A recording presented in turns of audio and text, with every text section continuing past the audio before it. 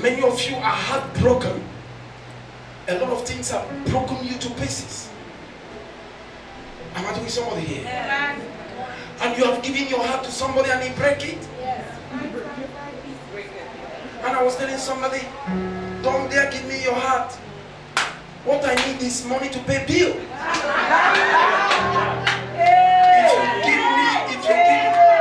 If you give me your heart, all I do, I break it to pieces and start selling it one to pay my bill.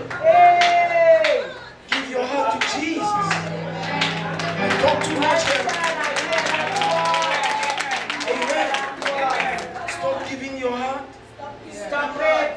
Keep it to yourself or you give it to God. Give it to Jesus. Now many of you have been broken, shattered, molested in different areas. Emotional torture. And some of you, you are where you are today because you are thinking about what the church will say. The church will always say something. All the time. Come on. It will always say something. If I'm receiving an emotional torture in marriage and I decide to walk away, the church will be against me. That's right. If I stay there and die, the same church will say, why can't she go? They will always talk. They will always, but she's supposed to, what she could have go and be alive than to die. Why is she? So people will talk. Anyway. And this is a table prepared. And your name is on that table. And angels are waiting for you to come to your table. Goodness and mercy. Stand here, sir. Come closer. Yeah. Amen. Goodness and mercy is only waiting for you when you come to your banquet table. This is a table prepared for you. And as soon as you enter this table, bills paid. As soon as you enter the table, you discover that life becomes easy. You no longer suffer and struggle. You are always okay. And the table is prepared. And your name is there. And Elohim is seated afar, calling, Pam! Your table is prepared. All Pam need to do, coming in definitely, that is her name. That is a banquet table. But between where Pam is coming to this table, there are demonic powers that we want to know in whose authority are you going to that table. And many of us, there are lifestyle we carry that the demons responsible cannot allow you to go to that banquet table. They have to stop you. Why? Because you have their property. Come on, their things and they belong to them. Am I doing something here? Yes. Your ancestors, the sacrifice they make to God, and say we don't need all these foreign things. You know, some of our ancestors are very, that's the way they think. Maybe when they see the invaders, people that invaded them from wherever Europe through Christopher Columbus, and the way they kill some people, they say we reject this, and some of them make some sacrifice against them. Say we and our family can never, you know, there are some of them, even when they capture them, they say me and my family can never follow you and submit to anything you bring to this country. Maybe they come with wine. They say I'm not drinking, me and my generation can never taste this thing you are bringing here. By so doing, the dead gone and you are his generation. The demon we call ancestral spirit will now make sure you are now. This is what the people that invaded the land. The land is already okay, electricity, everything, am I right? And you need it. The power will say, but your great grandfather said you people don't need this. Do you know that is why the wealth of your country is not in your hands? Somebody's looking at me like this. The wealth of your country is not in your hands. It's in the hand of strangers that invaded the land. And Jesus Christ help us here. And every attempt for you to operate on that same level with them is proved abortive. Either you serve them and eat from the crumbs that fell from the table. They don't want you to sit on that banquet table. How many Trinidad people have all these big factories? They produce cookies and all that. How many Trinidad have it? But everyone eat it.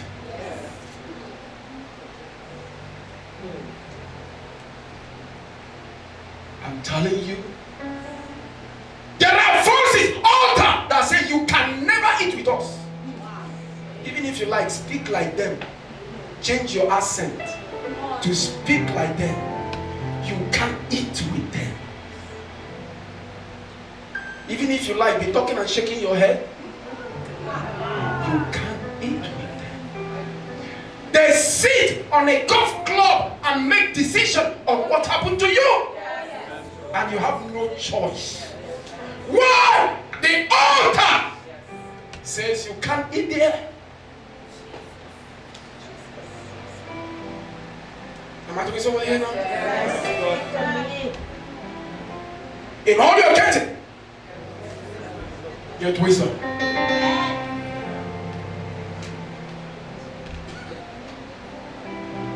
How many Trinidad people own a bank? None.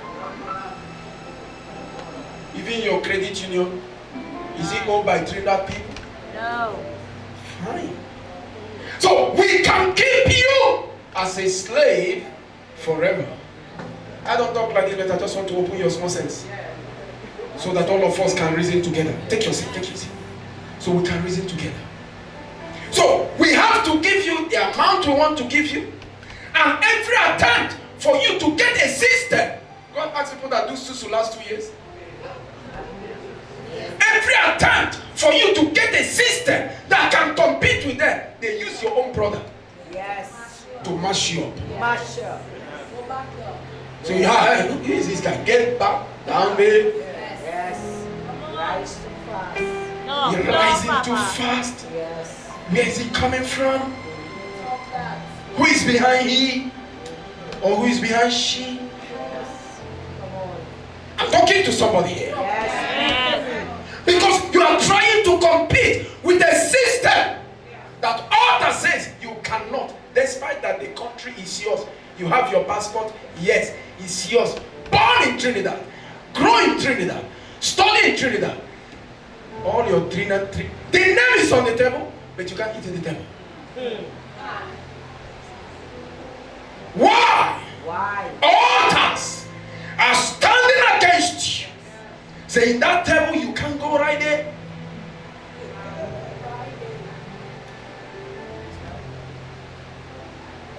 I just want to break this yoke. I want to change your way of thinking. Because there are people that must get there. Oh, that's why you see people making sacrifice. You see people doing everything in the altar to break through. But there is only 3 things. Somebody said to me, but man of God, I've been doing everything. I've been following prophets and I've been sowing seed, but I can't find my way. That touched my heart. I said, really? To the point he told me, he single-handedly financed a church in this country, but he cannot find her way. He paid a church rent for almost 4 years, but you cannot bribe an altar. At all. You can't bribe an altar. No, we cannot. And suddenly, I said, okay, I need to pray. And God said to me, you don't need prayer. Just ask her 3 questions out of experience. I said, where is your mother? He said, he's right there. Where is your father? She just don't, I know there is problem. I said, your father? He said, that man never mind me. I hate him. Have you seen there is an altar? One time. Build up immediately. One time. One time. It doesn't matter how you help a church. Right. You remain where you are. Come on. People that are in spiritual school, I let them understand there are things. If you have these things, you can never prophesy. You can never go far. And it's difficult. You see a pastor in Trinidad that never mingle himself in one or two of them. You see forgiveness. Who is in a spiritual school that can remind me of that? I mentioned it. Yeah. Talk me now. Did you remember it? 3 things. What did I say? Love. Forgiveness. And giving. These 3 things. If you don't have, let me explain it and I'll bring the guest speaker. Love. You think that I love him? Do you think that love is sex? No. Love is bigger than that. Never. Because in Trinidad, as soon as he said, I love you, it's sex. Yes. Come on. If you like, lock your shop for 1 year. Total lockdown with padlock and key. And you have unforgiving spirit. Yes. You're on your way to hell. To hell. If you like, zip up for 10 years Hey. with unforgiveness. You can't make it. Let me say this. Love. You need to love unconditionally. Amen. You need to love what? Unconditionally. You love black, you love blue, you love yellow, you love red. Love have no race. Amen. Love have no tribe. There are some people, they love only their kind. It doesn't matter how you prophesy, they can't bring you to their church because you are from another kind. And you want to prophesy like Commander CSI? No way. Now it can work. No way. It can work. No way. I'm telling you.